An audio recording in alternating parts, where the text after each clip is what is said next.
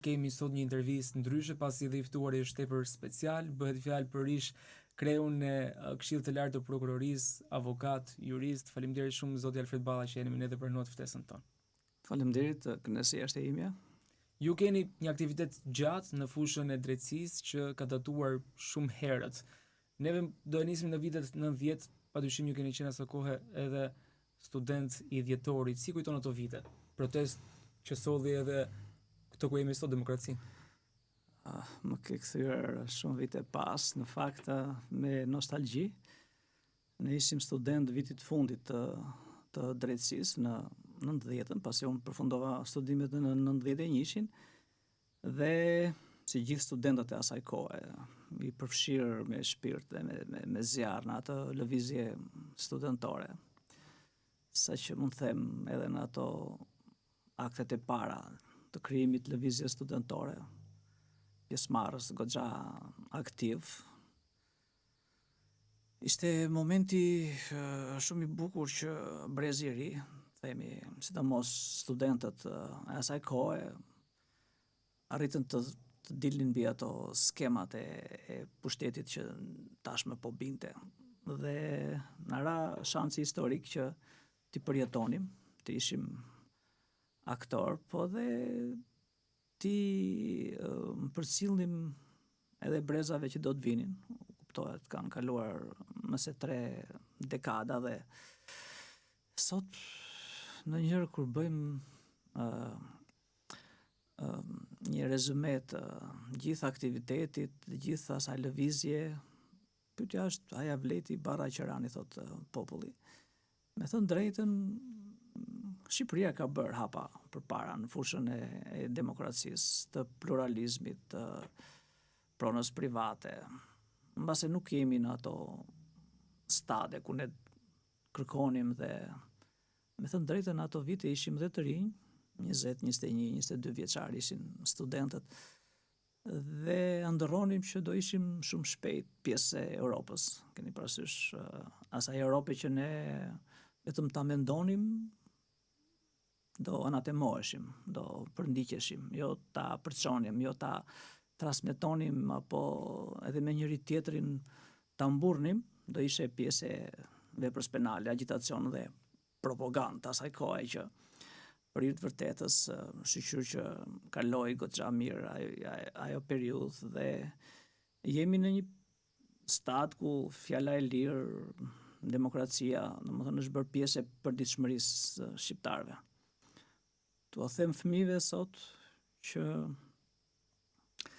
ne në ato vite, fëmijët që janë sot fëmijët e mi, për shembull djali sot është 21 vjeç, është fiks në ato vite kur unë isha studenti i dhjetorit, dhe t'ja tregoj djalit sot, t'i them që ne u ngritëm ndaj atij regjimi me shpirt, me zemër, për ta rrëzuar, për një shtet demokratik të lirë, për një pluralizëm, por e kishim atë ndjenjën e frikës. Mbaj mend lëvizjen e parë kur ne grupi studentëve zbriti nga qyteti Studenti deri drejt ambasadës amerikane sot, kur policia na rrethoi nga të gjitha anët dhe u filloi të ushtroje dhe dhuna, sepse ishte, të themi, lëvizja e parë, dhe ishte populli i Tiranës që na hapi dyert. Mbaj mend gra e burra, hajde të keqen nëna, të keqen xhaxhi, hajde futuni edhe në ato pallatet që janë pas këtu tani, pas ambasadës amerikane, keni parasysh ajo pjesa, apo që të them fëmijëve sot që ne në ato vite i kishim ëndër, shkonim në një vend botës zhvilluar, sidomos këto që ne i thoshim vendet kapitaliste, pasi ai sistem, çfarë ishin vendet zhvilluara industriale, sidomos perëndimore, i thoshim kapitalist ose revizionist këtyre vendeve, ishin disa slogane që sot brezëri mbas edhe nuk e kupton, por që në ato vite i kemi ndjerë në lëkurë, i kemi përjetuar. Nuk jam i zhgënjur që kam marrë pjesë në fakt në ato lëvizje, kam pasur dhe do doja pritshmëri më të mëdha nga klasa politike shqiptare. Unë duke qenë se fillova me njërë punë prokuror, nuk u bëra pjesë e politikës. Kam pasur në fakt oferta nga të dy krahët, por të qenurit i lirë dhe i papërfshirë në politikë më ka bërë që t'jem gjithmonë në oponens me të gjitha qeveritë dhe normalisht çdo intelektual që ndjen veten të tillë në këtë mënyrë duhet sillet të jetë në oponens me të gjitha anët negative apo mospëlqimet që ai ka ndaj aktiviteteve të ndryshme të një force politike apo një force qeverisë, sepse kuptohet Shqipëria ka qenë dhe vazhdon të jetë vend i varfër, nuk është se ka potenciale të mëdha siç mund t'i ketë vendet që kanë me sheku i zhvillim, por gjithsesi mund të ishte ecur dhe më mirë, të drejtën. Por me shpresë që paktën brezi jon mase nuk e arriti, po fëmijët tanë mund ta çojnë më tej të zhvillim. Ju atëherë u mblodhët dhe u ngritët për kërkuar një demokraci, një ndryshim regjimi që vetëm e imagjinonit, nuk është se e dini se si ishte. Mos ndoshta u abuzua pak me demokracinë për të arritur më pas edhe tek ngjarjet që pasuan si 97 apo ngjarje tjera që kanë shënjuar të gjithë të vitet e tranzicionit. Po është e drejtë kur thash atë që fëmijët sot mund të habiten me faktin që ne e para nuk ishim dalë ndonjëherë. Ndaj kufit e Shqipërisë, mendoni para 90-s ishin të mbyllura, vetëm një pjesë tepër e vogël çfarë ishin që me shërbimet diplomatike apo me marrëdhëniet ndërkombëtare apo dhe shoferat e transportit që kishin dalë jashtë Shqipërisë, kurse pjesa tjetër, qoftë dhe ne që ishim student, vetëm sa kishim parë nga televizionet e huaja italiane dhe na dukeshe perfekte, duke çdo gjë që i përkiste botës perëndimore për ne, duke edhe nga reklamat. Domethënë, keni parasysh që juve që jeni brez i ri sot, reklamat ju duken pjesë e punës, por në ato vite për ne ato ishin domethënë ajo dritarja e vetme ku ne shikonim botën perëndimore. Vitet e para, mas 90-s, shkuan për inerci, të drejtën, pati një farë zhvillimi, një mangësi asaj qeverisjes asaj kohe ishte që krijoi tek qytetarët konceptin që tani jemi në demokraci, mund të flasim si të duam, mund të sillemi si të duam, mund të bëjmë çfarë të duam, pra një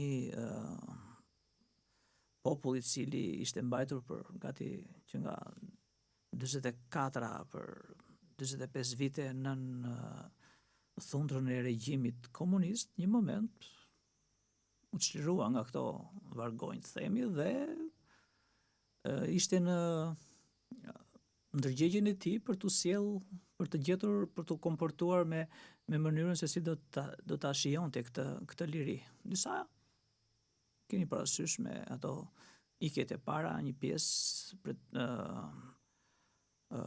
u larguan nga Shqipëria, keni parasysh eksodet që ndodhen në Gjermani, në Itali, vende të tjera, një pjesë në Greqi dhe pranë edhe nga familja ime ikën një pjesë.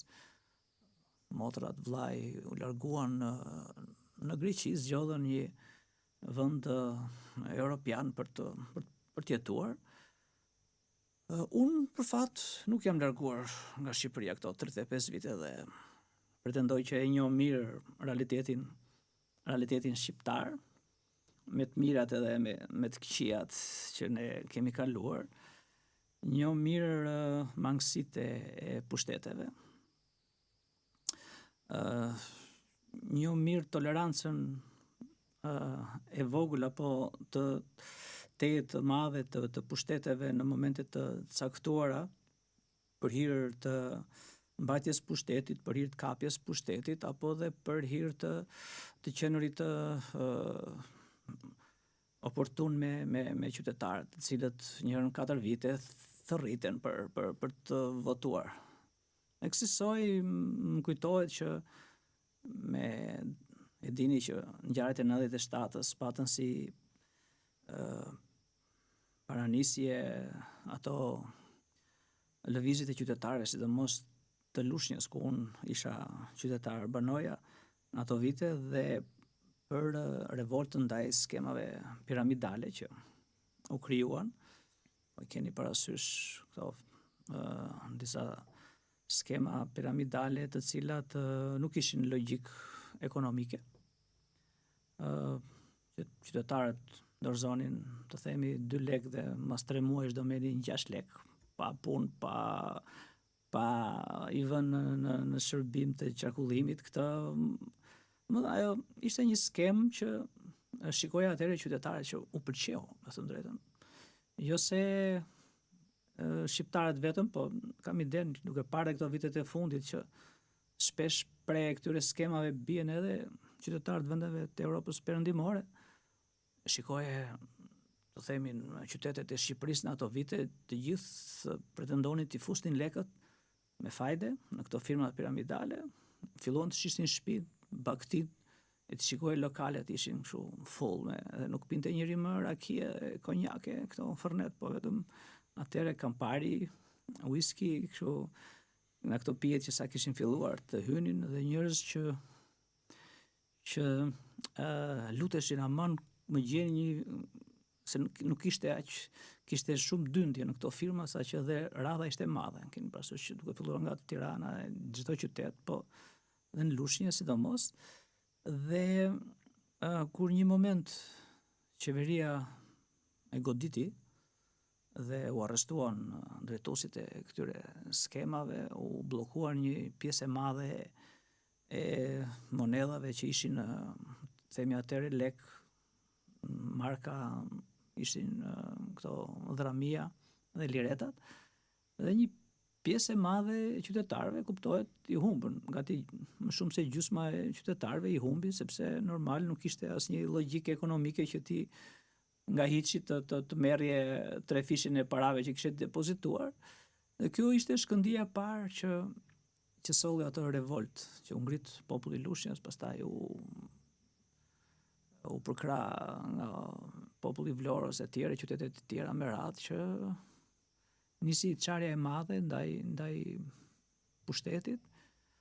Keni parasysh u armatos gjithë populli, u hapën depot e municioneve, të armatimit, u morën nga i madh dhe i vogël, domethënë ne në ato vite ishim prokuror, kishim ai pistolet në xhep, që për hir të vërtetës nuk është se na është dashur shumë, thjesht e kishim që na jepte shteti dhe ta mbaje për të pasur, domethënë mos të ishim të pambrojtur në një situatë pasi për ditë ishim prokuror që dënonim njerëz apo kërkonim dënime në gjykat dhe ti përballesh një moment caktuar me qytetar nga 14 vjeç e sipër, po ndonjëherë edhe më të vegjël, që të armatosur me Kalashnikov.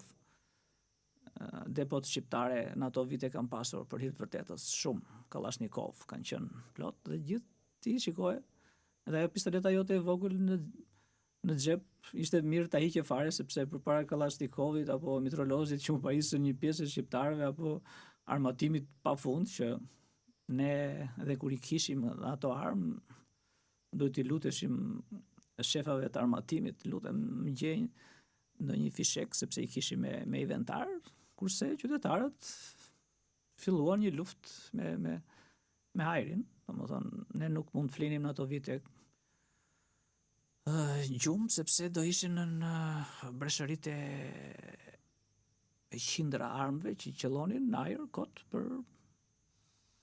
për hobi, për të trimëruar, po disa nga kurioziteti, një pjesë e viktimave të asaj kohe kanë qenë pikërisht nga mos përdorimi i drejtë i këtyre armëve, sepse deri në ato vite, për shembull, ne bënim lëndë drejt ushtarake, lëndë ushtarake qoftë në gjimnaz, qoftë edhe në fakultet, 2 vite, dhe dhe vajzat dhe djemt ishin të përgatitur, e njinin mirë artin, të themi, ushtarak, pra sa mundin, armën të mbërthenin, kurse kur ra në dorë të popullit, imagjinoni ça u bë. Po kjo lëvizje kështu kaotike i dha zemër dhe grupeve kriminale, të cilët mos harrojmë që u hapën edhe burgjet, gjithë të burgosurit që ne kishim dënuar me dhjetra, me qindra, një moment caktuar morën lirin. Qeveria asaj kohe bëri thirrje që të riktheheshin, kush i dënuar kishte një pjesë të vogël të dënimit, u fali 1/3 e dënimit të vuajtur, të pavuajtur, dhe një pjesë u kthyen për kriminalat më të rrezikshëm, ata që kishin marrë dënime mbi 15-20 vite apo edhe burgime përjetshme, edhe nuk u kthyen, dhe një pjesë e mirë nuk janë kthyer, nuk janë kapur edhe sot. To kanë qenë perioda të vështira. Perioda të vështira sepse në një qytet relativisht të qetë si Lushnja për shembull, ku unë kam punuar dhe në Fier dhe në Lushnjë, me alternime, po Fieri nuk pati atë problematik që pati qyteti i Lushnjës, u treguan edhe më të zgjuar fierakët, sidomos biznesmenët fierak, sepse Fieri edhe si rreth më i madh kishte më shumë biznese se sa Lushnja në ato vite, dhe e mbrojtën në një farë mënyrë atë biznesin, qoftë mbase u nisën nga interesat personale, por nuk pati diska shkatrime, djegje të vogla edhe në Fier, po jo aq sa që u shkatruan Lushnjë, bashkia, u doq Këshilli i Qarkut, gjykata, prokuroria, policia, arshiva, domethënë pati dëme kolosale që me kalimin e viteve ato ende nuk janë rikuperuar, sidomos kur ke nevojë për një dokument që i përket asaj kohe. Mbaj mend që unë jam martuar dhe vetë në 97-ën. Motrat dhe vlla ndodheshin jashtë shtetit, dhe thash po e shty pak dasma andej nga fundi 97-ës, se mbase qetësoj pak. Dhe prap meraku ishte goxha i madh. Dhe i them, mbaj mend që i kam thënë atij zotit lokalit ku bëra ceremoninë e dasmës, thash si do bëjmë për garancinë, sepse unë kisha miq të ftuar, kisha edhe gjyqtar, prokuror, hetues të asaj kohe, ose oficerë të policisë gjyqësore, dhe relativisht ishin goxha, ishin rreth 50 veta. Edhe thash, kush e siguron? Më tha mua prokuror, tha, mos e vri mendjen, tha, 4 çuna me Kalashnikov, tha, do ruajnë lokalin. Domethënë, shiqur zotit nuk pati probleme, por gjithsesi sot i tregojmë edhe kështu për duken si pralla urbane, edhe me të qeshur, por ne që i kemi kaluar në ato vite, mos u ktheheshin kurrë ato situata. Më delikat ka qenë edhe kur ishte zëvendës kryeministra së kohës Rizan Shehu erdhi në stadiumin e Lushnjës për shqetësuar turmën, por mbeti i rrëmbyer në thonjza brenda stadiumit, i nguluar për orë të tëra. Si e keni menaxhuar ju, si kujtoni atë situatë? Në fakt, ato ishin vite dhe momente shumë të trishtueshme. Në mos gaboj, ajo ka qenë në mars të 97-ës. Unë ato mua isha i komanduar në prokurorinë e Fierit, por gjithsesi Fieri me Lushnjën ishin goxha afër, dhe unë jetoja në Lushnjë, dhe lëvizja e parë 97-ën në Lushnjë filloi që në janar, kur bën djegjet e institucioneve, dhe prokuroria filloi goditjen bashkë me policinë për të kapur, se të djegësh organet e shtetit, i bie që të bësh një vepër kundra shtetit. Keni parasysh të rrëzosh me dhunë pushtetin. Dhe në ato vite, prokuroria e Lushnjës filloi çështjen penale, u bën disa arrestime të qytetarëve të ndryshëm, qoftë nga Lushnja, qoftë nga fshatrat përreth dhe ata për siguri, meqense ishin djegur institucionet, u sollën në Tiranë. Dhe po vazhdonin hetimet. Kjo ndërkohë u ndes situata dhe filluan konfrontimet e mëdha mes policisë, qytetarët, sidomos familjarët e këtyre personave që ne i kishim transferuar, i kishim sjellë në Tiranë për efekt sigurie, kërkonin me çdo kush që ata të dilnin nga burgu dhe që të vinin, të liroheshin, domethënë. Kësaj periudhe i përket edhe ardhja e ish zëvendës kryeministit, zotit Tritan Shehu, i cili erdhi me helikopter tek një aneksi i stadiumit. Qytetarët e morën vesh dhe u drejtuan atje. Unë nuk kam qenë personalisht atje, në fakt kam qenë nuk e dija, atëherë ishin vitet që vetëm policia kishte radio, keni parasysh, nuk është se ishin celularet siç janë sot e këto, vetëm ato telefonat fikse, por u mbajt goxha, u desh pastaj ndërhyrja e forcave speciale, po dhe qytetarëve të veçantë të Lushnjës që mundën ta shpëtonin zëvendës kryeministrin. Në ato vite ishte skandal, po ta shikosh, ta gjykosh me ftohtësinë e sotme, por gjithsesi shiqur që kaloi pa. Zoti Balla, a jeni kërcënuar në ato vite? Shikon, në ato vite nuk kam pasur kërcënime, them të drejtën, ka pasur situata të sikletshme nga element kriminal, kush më ka ruajtur mua në ato vite që mos isha pjesë e kërcënimit apo mos isha themi të bija viktimë e detyrës. E para isha qytetar, djalë Lushnjë dhe njohjet personale, miqësore, shoqërore dhe këto gjitha bëjnë punën e vetë, në kuptimin që ai tjetri do matej mirë sepse ne normalisht kishim punë me elementet kriminal, të cilët nuk është se ishte ai krimi i bandave të rrugës, por nuk ishte ai krimi sofistikuar që kemi sot.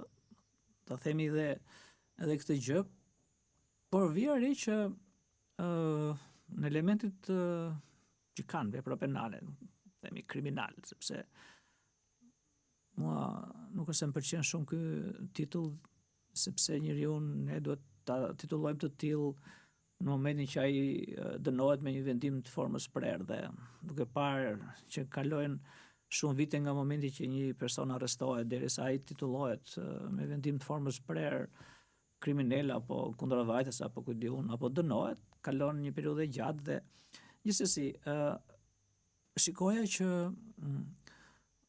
nëse nuk bëheshe pjesë e pazareve me këta persona, nëse i rrije strikt detyrës dhe i tregoje kufirin që unë jam prokuror dhe kisha edhe një shprehje atëherë, thosha, prokurori nuk ndan dekorata, prokurori është vetëm për të marrë pandehur për të dërguar në gjyq. Nëse në ato vite kishim dhe një kështu praktik të mirë që më vonë edhe u ndryshoi për keq, me thënë drejtën, që prokurorët në ato vite, nëse nuk ishin të bindur që një pandehur e kishte kryer një vepër penale, nuk e dërgonin çështjen në gjyq. Pra, bënin hetim të thelluar, të plot, dyshimet shkonin në favor të pandehurit dhe ka pas momente që ne edhe pandehurve u kemi thënë që shua, unë e kam bindjen personale që ti e ke bërë këtë vepër, por unë për momentin jam i paaft si shtet të ta provoj. Nesër, nëse ti do provosh, ti do vish prapë këtu, s'ke nga shkon. Por jo me këtë teorinë që kanë sot prokurorët. Nëse e ka bërë kjo dhe të çojë në gjyq. Domethënë, kjo në parimin populist që çdo njeri që kryen një vepër penale të dënohet, dhe të dënohet me prova, pa prova, sepse ai e ka bërë dhe di gjithë qyteti apo e di gjithë Shqipëria, mbas e tingëllon çuditshëm, por në fakt shteti i së drejtës kërkon që shteti t'ia provoj dikujt që është fajtor me çfarë provash dhe ta provoj që ai është i tillë. Pra nuk është detyrë e qytetarit të mbrohet, por është detyrë e shtetit të provoj fajësinë e tij. Pra dhe jo detyrë e qytetarit të provoj pafajësinë e tij. Dhe këto janë nocione juridike që nuk i kam shpikur unë, edhe kështu duhet të jetë. Por gjithsesi, pra rikthehemi në ato vite që edhe një pjesë e mirë e këtyre, të themi gango në thonjza, për hir edhe të burrënisë apo fisnikërisë apo të marrëdhënieve njerëzore që ti krijoje duke i ndetur korrekt, e dini që në fundit ata ishin vetëdijshëm që e kishin bërë apo jo një vepër penale, dhe kur ti thoshe zotëri, këtu është hapi im, deri këtu unë kam forcën si shtet, ti do përgjigjesh. Është tjetër gjë, momenti do dënohesh 5 apo 7, se ligji në fakt ka margje dënimi që i përfshin, ka shkallë. Edhe sot keni parasysh një vrasje, ka vrasje që dënohen edhe 3-4 vjet nga pakujdesia deri me burgim përjetshëm. Pra, mënyra se si ti komportohesh edhe sillesh me të pandehurit bën që mos kisha probleme, me thënë drejtën. Një vetëm përballje me të pandehurit, por besoj që një prokuror ka dhe një përballje me gjykatësin. Si mund dihet një prokuror ku ka grumbulluar fakte, por nga ana tjetër ai që vendos është një gjykatës dhe nuk vendos në favor të fakteve që keni grumbulluar ju? Po pyet për në ato vite apo në përgjithësi sot? Okej, shiko, në ato vite gjyqtari dhe prokurori, siç edhe sot, dalin nga njëjta shkollë drejtësisë, ose dalin nga shkolla e magjistraturës. Në kohën tonë nuk ishte kush që të mbaroje shkollën e magjistraturës, mjafton të mbaroje 4 vjeçarin, i cili barazohet edhe me masterin e sotshëm. Kishte më shumë praktika profesionale se sa ç'bëjmë sot. Unë jam pedagog vetë dhe shikoj edhe studentët. Nuk është se kanë mundësi të praktikohen përpara se të përfundojnë shkollën. Por ne atëre e ndjeni veten të barabartë. Saqë mund të them që në momentin kur unë u emërova prokuror, prokurori më duke emër i madh. Pra unë kisha mundësi që edhe mund të vija në ministri atëherë, se ne ndaheshim një pjesë për hetues, një pjesë për gjyqtar, një pjesë për prokuror. Dhe pozicioni i gjyqtarit, që për mua është më komodi, nuk ishte shumë, të themi, ngritur në atë lartësi në ato vite, mbas 90-s, që të bënte mua, më dukej më i mirë pozicioni i prokurorit. Më vonë e kuptova, i thash kam bërë gabim që do isha, paktën për tipin që kam, do isha më mirë të isha gjyqtar. Dhe për fat punova dhe gati 5 vite gjysmë pranë gjyqtarëve të gjykatës lartë, po, në rolin e këshilltarit, po më vonë. Dhe në fundit drejtësia kjo është. Ti si prokuror mbledh faktet, provat, ja dërgon gjykatës.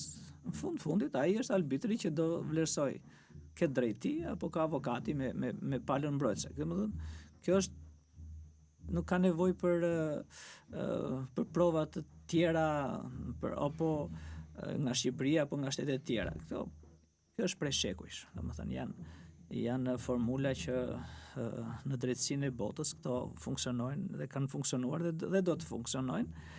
Pra, gjyqtari është komod sot, edhe ndër vite ka qenë komod, sepse është më i ftohtë, nuk ka qenë pjesë e hetimit siç ka qenë prokurori. Keni parasysh një prokuror e merr dosjen që në momentin e parë, e mban, krijon emocion me dosjen, me të pandehurin, me dëshmitarët, me provat, e përjeton ngjarjen dhe është më i zjarrt kur del përpara gjykatës. Keni parasysh ndonjëherë prokurorët ose tani prokurorët e posaçëm, të cilët me procedurën e re e ndjekin në të treja shkallat e gjykimit, ndryshe nga ne që e ndiqnim, për shembull, ishte prokuror në shkallë parë deri aty mbaronte, ishin prokurorët e tjerë në apel apo në gjykatë lart, dhe kurse gjyqtari është më i ftohtë.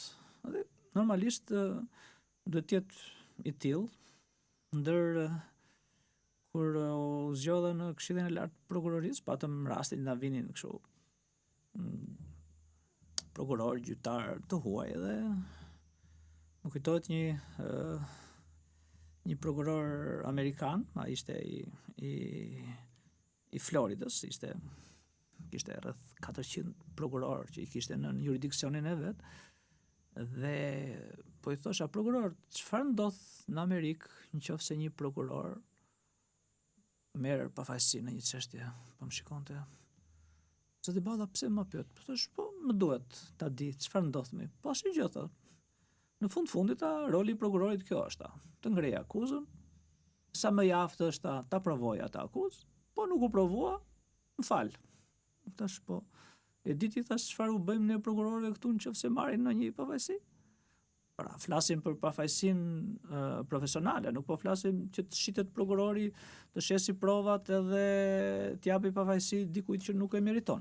Po flasim një situatë ku provat janë të dyshimta, janë dyshimet që shkojnë në favor të pandeurit, kur avokati është i fortë dhe kap element dhe që e bindi gjykatën, dhe normal do japi gjykata pafajësi. Na ka ndodhur, u ka ndodhur, biles unë kam një parim që s'mund të jesh gjyqtar i mirë nëse në jetë nuk jep pafajësi, sepse prokurori më korrekt dhe më i ndershëm të jetë, jo gjithmonë ka drejt. Pra, pafajësia do të dhenë që të edukohet edhe prokurori, po dhe vetë gjykata ta ndjej forcën e saj.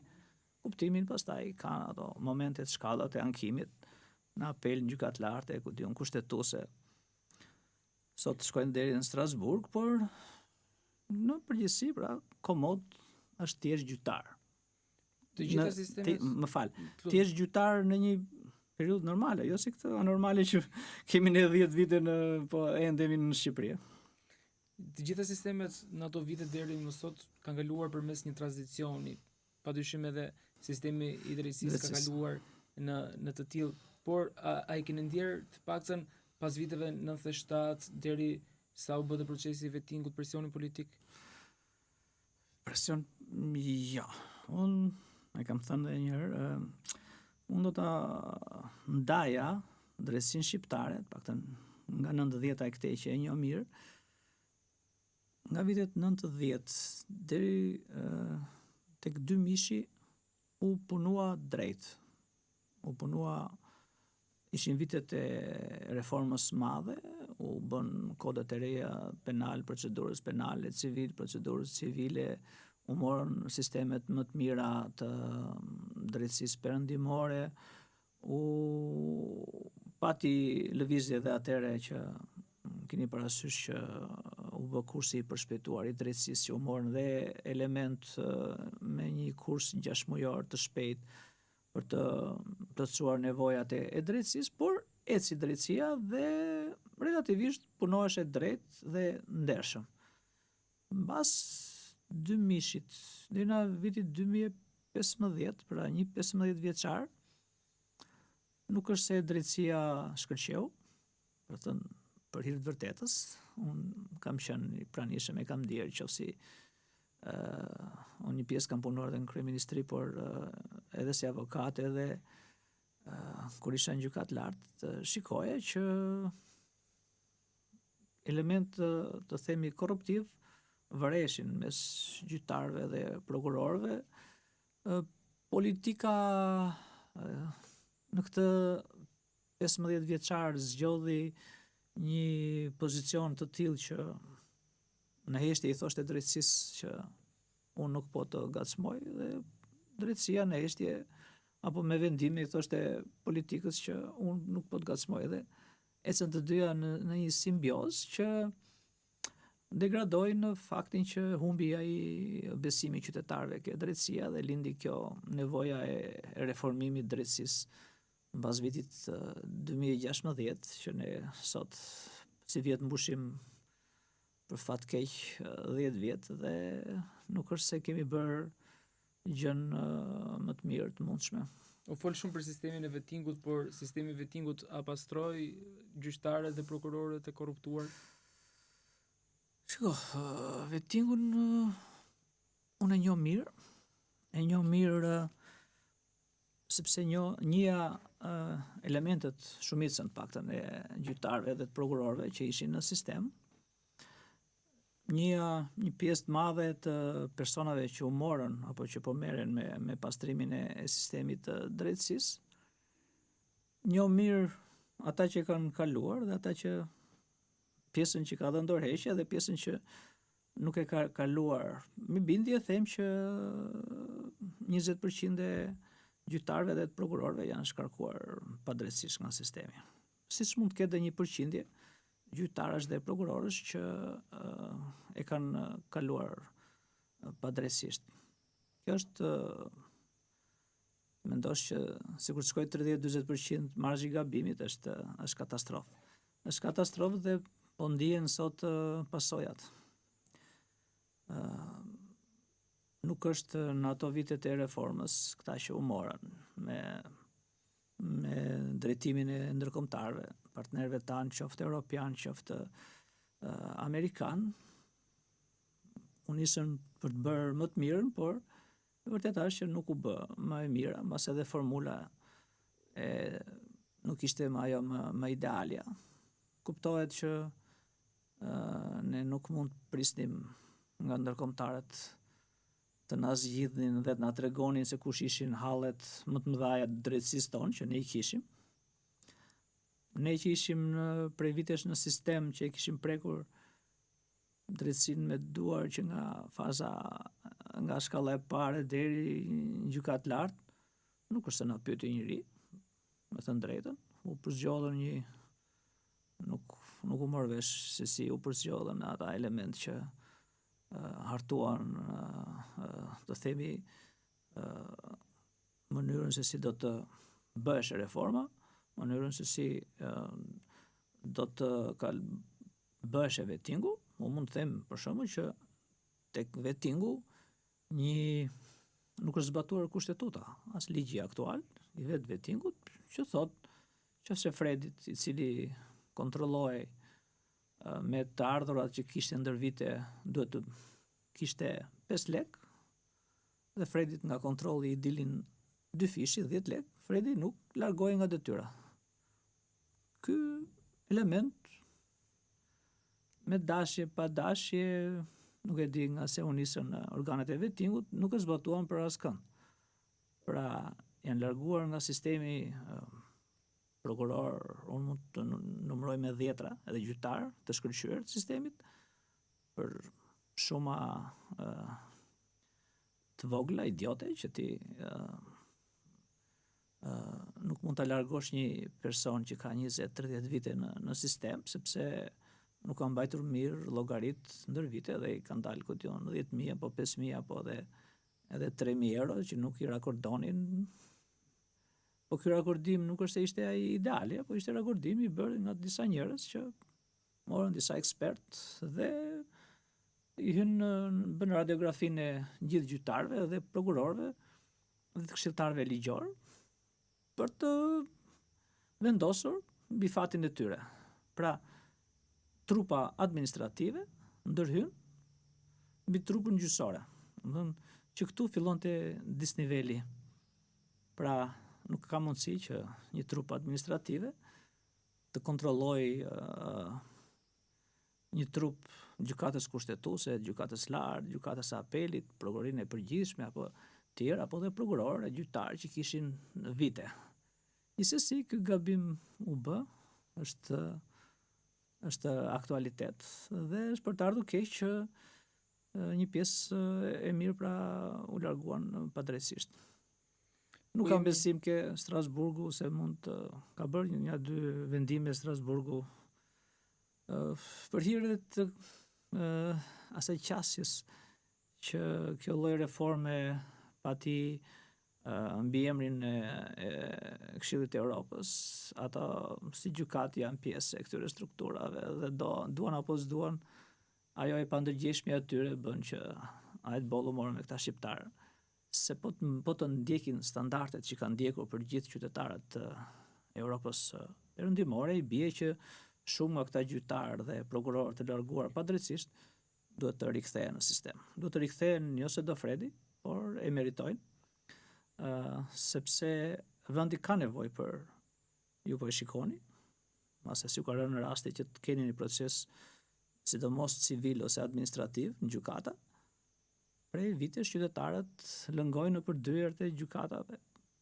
dhe nuk marrin dot drejtësinë, ose e marrin kur ajo nuk u duhet më, kur ata janë plakur, kur kanë dalë pension, apo kur është shuar ajo zjarri i asaj dashurisë që ka ai për atë pronë, të cilën e ndërronte ta zhvillonte apo ta çonte më tej për brezat.